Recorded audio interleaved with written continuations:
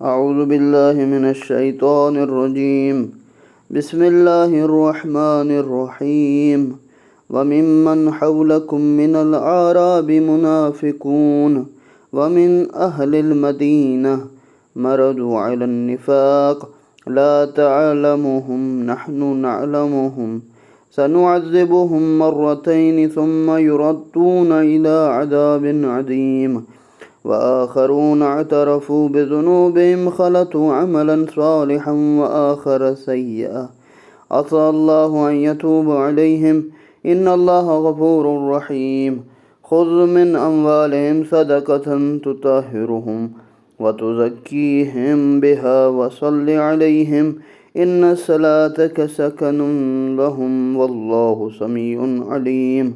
ألم يعلموا أن الله هو يقبل التوبة عن عباده ويأخذ الصدقات وأن الله هو التواب الرحيم.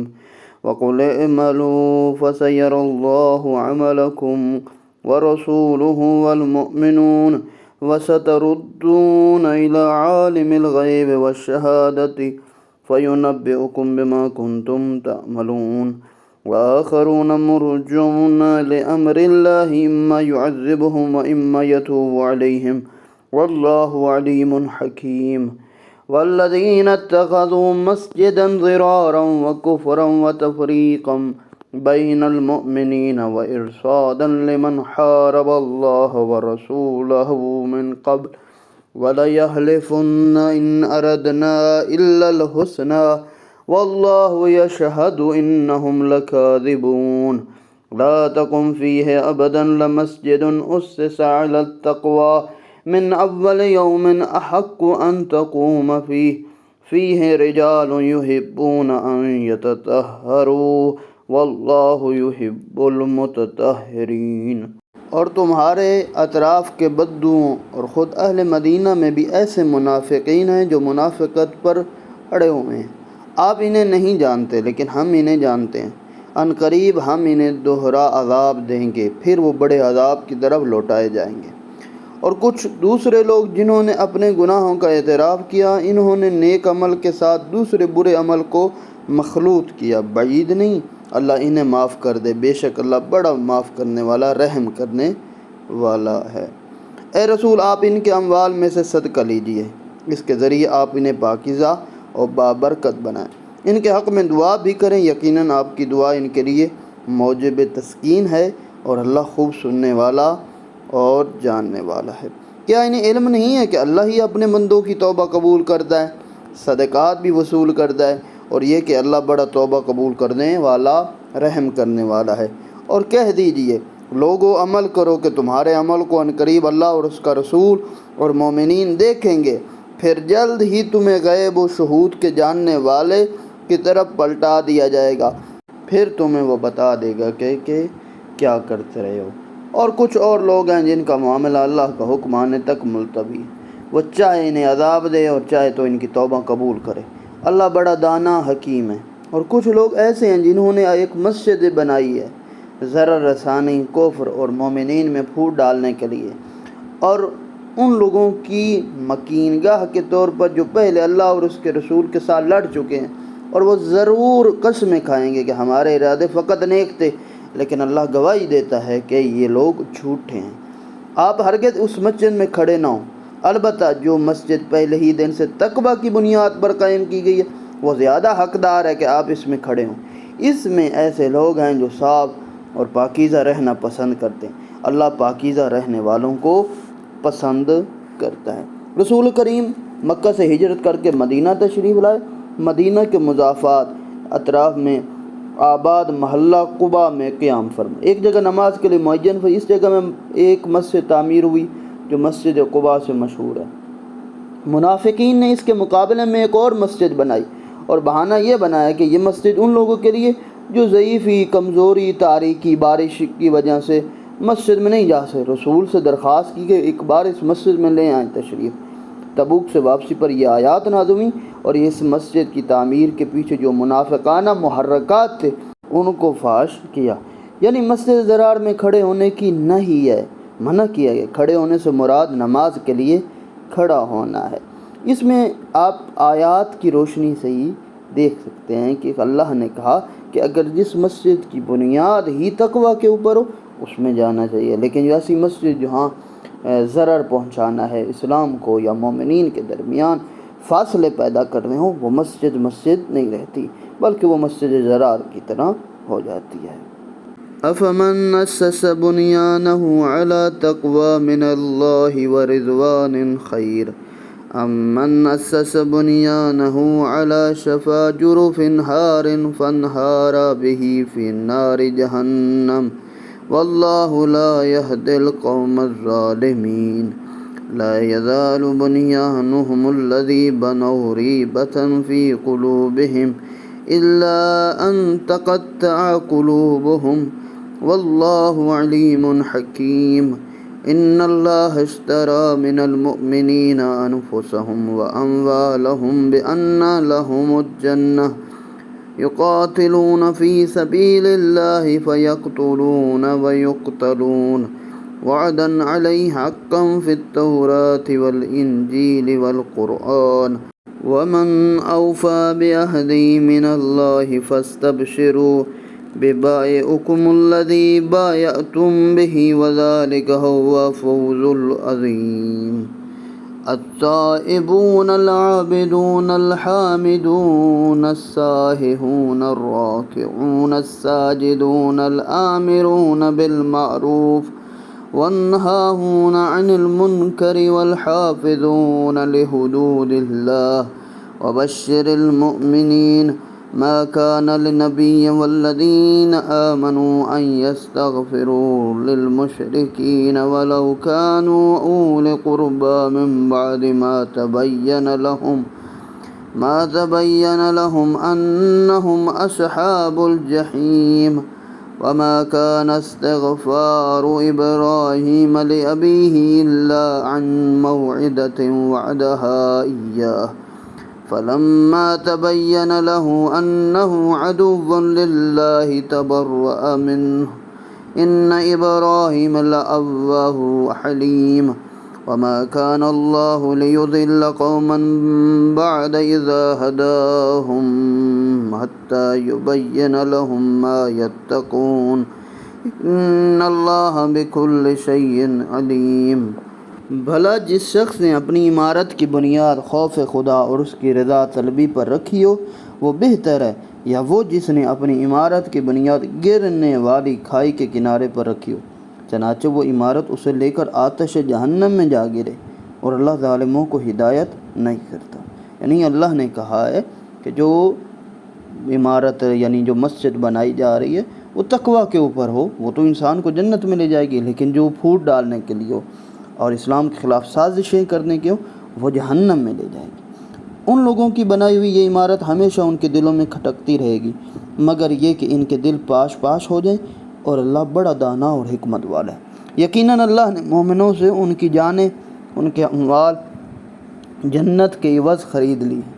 وہ اللہ کی راہ میں لڑتے ہیں، پھر مارتے ہیں اور مارے جاتے ہیں۔ یہ توریت و انجیل و قرآن میں اللہ کے ذمہ پکا وعدہ ہے۔ اللہ سے بڑھ کر اپنا عہد پورا کرنے والا کون ہو سکتا ہے؟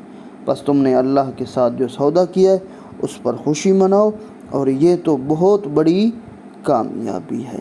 یہ لوگ توبہ کرنے والے، عبادت گزار، ثنا کرنے والے، راہ خدا میں سفر کرنے والے، رکوع کرنے والے، سجدہ کرنے والے، نیکی کی دعوت دینے والے، برائی سے روکنے والے، حدود اللہ کی حفاظت کرنے والے، اور اے رسول مومنین کو خوشخبری سنا دو۔ نبی اور ایمان والوں کو یہ حق نہیں پہنچتا کہ وہ مشرکوں کے لیے مغفرت طلب کریں، خواہ وہ ان کے قریبی رشتہ دار ہی کیوں نہ، جبکہ یہ بات ان پر عیاں ہو چکی ہے کہ وہ جہنم والے ہیں۔ اور وہاں ابراہیم کا اپنے باپ یعنی چچا کے لیے مغفرت طلب کرنا اس وعدے کی وجہ سے تھا جو انہوں نے اس کے ساتھ کر رکھا تھا، لیکن جب ان پر یہ بات کھل گئی کہ وہ دشمن خدا ہے تو وہ اس سے بیزار ہو گئے۔ ابراہیم یقیناً نرم دل اور بردبار تھے۔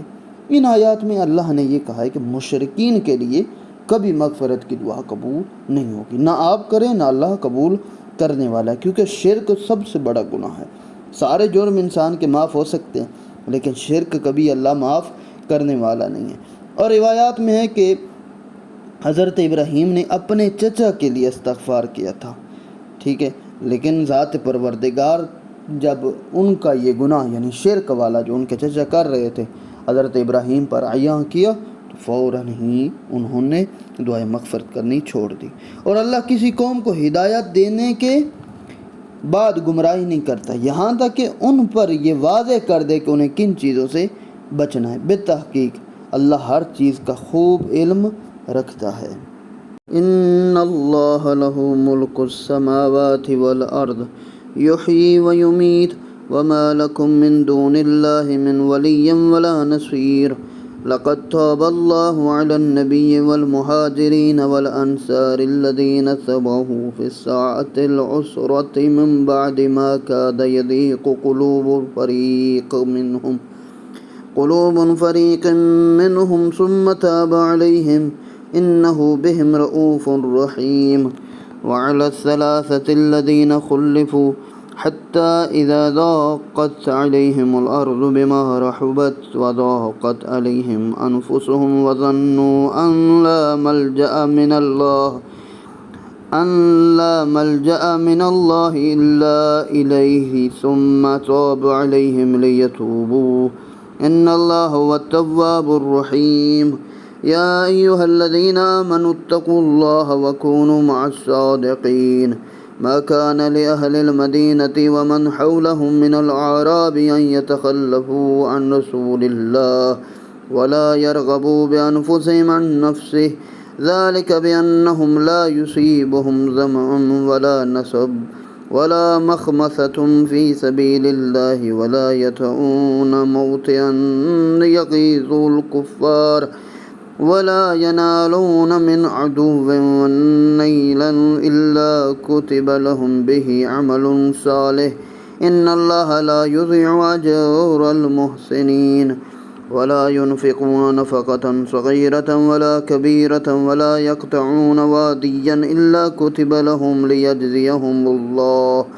أحسن ما كانوا يعملون وما كان المؤمنون لينفروا كافة فلولا نفر من كل فرقة منهم طائفة ليتفقهوا في الدين ولينذر قومهم إذا رجعوا إليهم لعلهم يحذرون يا أيها الذين آمنوا قاتلوا الذين يلونكم من الكفار وليجدوا فيكم غلظة واعلموا أن الله مع المتقين وإذا ما أنزلت سورة منهم من يقول أيكم زادته هذه إيمانا فأما الذين آمنوا فزادتهم إيمانا وهم يستبشرون وأما الذين في قلوبهم مرض فزادتهم رجسا إلى رجسهم وماتوا وهم كافرون أولا يرون أنهم يفتنون في كل عام مرة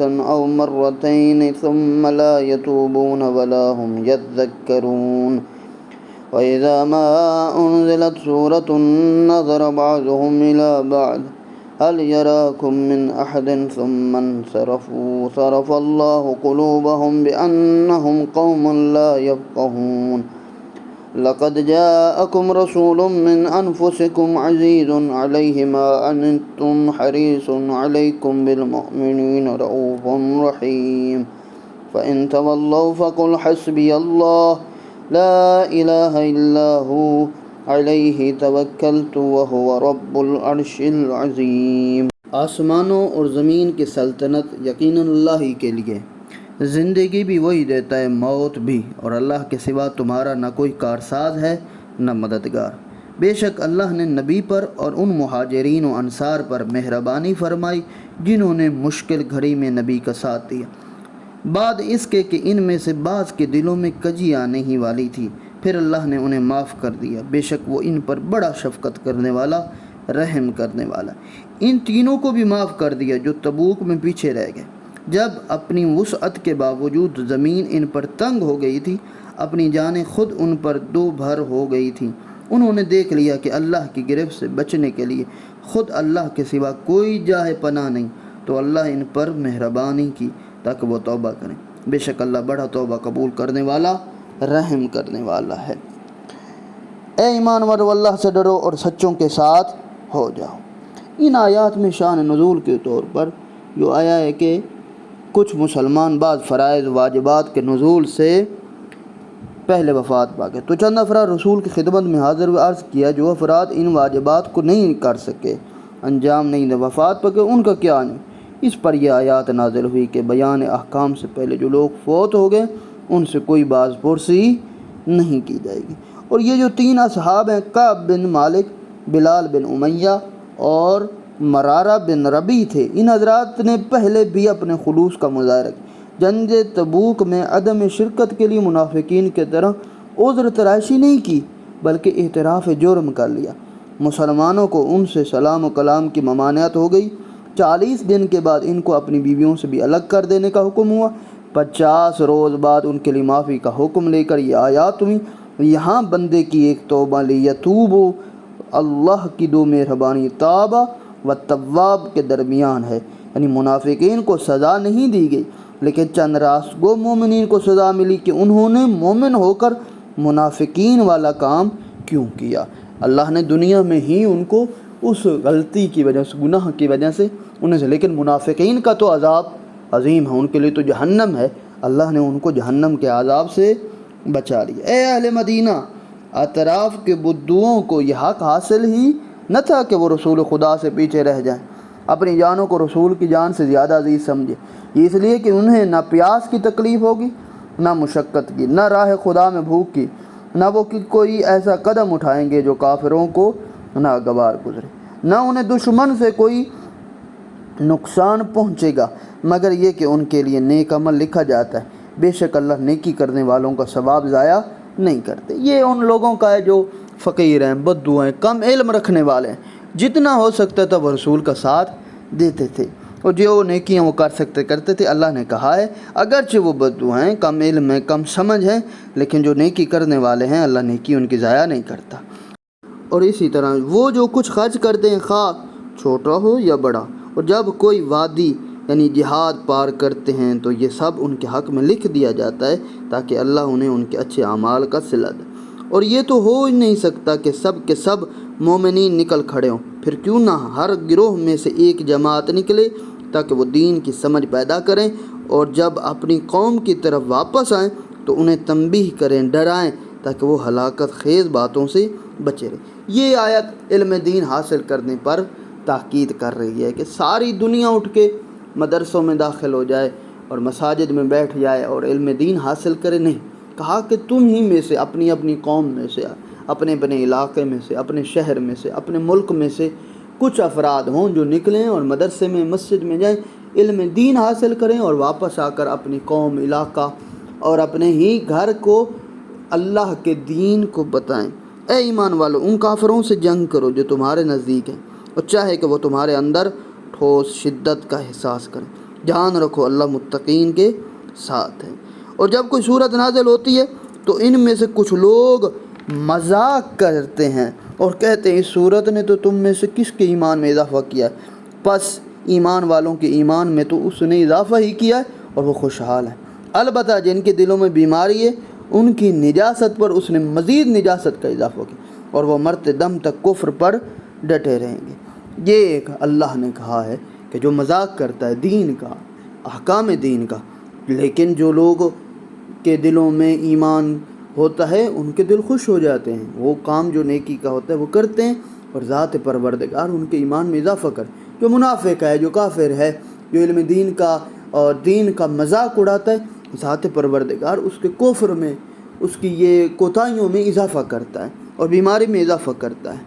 اور کیا یہ لوگ نہیں دیکھتے کہ انہیں ہر سال 1 یا 2 مرتبہ آزمائش میں ڈالا جاتا ہے، پھر نہ تو وہ توبہ کرتے ہیں نہ ہی عبرت حاصل کرتے ہیں۔ جب کوئی صورت نازل ہوتی ہے تو وہ ایک دوسرے کی طرف دیکھتے ہیں کہ کوئی تمہیں دیکھ تو نہیں رہا، پھر نکل بھاگتے ہیں۔ اللہ نے ان کے دلوں کو پھیر رکھا ہے کیونکہ یہ ناسمجھ لوگ ہیں۔